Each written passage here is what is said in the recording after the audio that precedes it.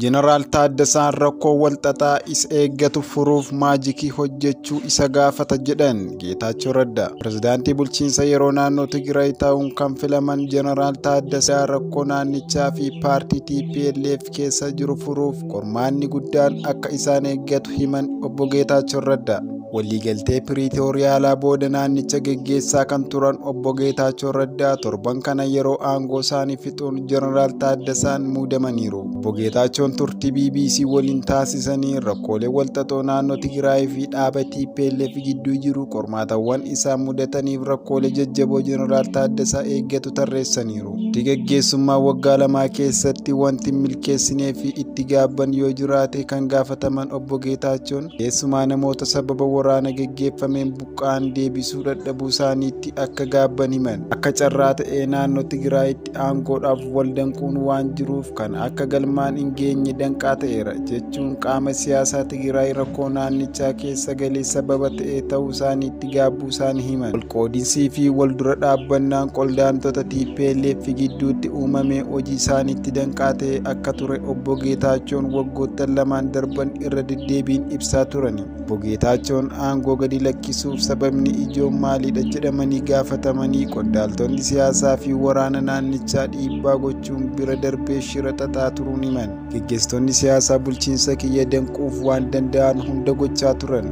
Gaggeessitoonni waraanaas hanga tokko qaama kanaati. Yeroon bulchiinsa yeroo waggaa lamaaf ture kunis sababa biraa akka ta'e kaasan. Warraa ka'uu kiyyaaf sababa hedduutu jira.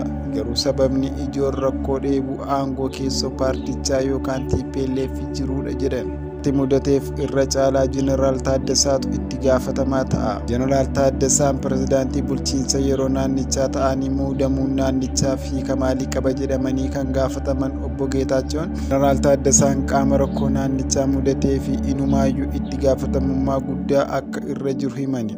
Waa'ee kanaa irratti baay'ee dubbachuu hin barbaadu. Akka nama wantoota bulchiinsa kiyya keessatti raawwataman hedduuf itti gaafatamaa ta'etti akka ani itti dhaabe irraa ka'ee akka itti fufuun irraa eega. Wantoota hedduu irratti kufaatiin mudataniif eenyu caalaa itti gaafatamaan isa jechuun Jeneraal Taaddasaatti quba qaban. Gama biraan immoo rakkoolee walxaxoo naannichaa Jeneraal Taaddasaanuu akka harka keessaa qaban akeekaan furuuf waan addaa yookaan maajikii hojjechuu akka gaafatus dubbatan obbo Geetaachoon. Rakkoo paartichaa furuuf ulee maajikii hojjetan qabatee dhufuu qaba jechuun dheebuun TPLF aangoof qabu qormaata guddaa akka itti ta'u himani. Qormaatawwan isa mudatan keessaa tokko dheebuu aangoo dhuma hin qabne fedhii aangoo to'achuu fi TPLF hin qabudha. Kana furuuf dandeettii fi ga'umsa qabaachuu fi dhiisuu isaa waan teenya ilaallu ta'a jedhan obbo Geetaachoon. Jeneraal Taaddasaan bulchiinsa obbo Geetaachoo jalatti ittaanaa pireezidaantii bulchiinsa yeroo naannoo Tigraay ta'uun tajaajilaa turan. Rakkoolee fi kufaatii bulchiinsi yeroo duraanii furuun amma ga'ee Jeneraal Taaddasaa ta'uu himuu bulchaan duraanii kun. Jeneraal Taaddasaan qaama rakkoolee fi kufaatii naannoo Tigraay mudate erga ta'anii maaliif aangoo gaggeessummaa akka isaanitti kennamu gootan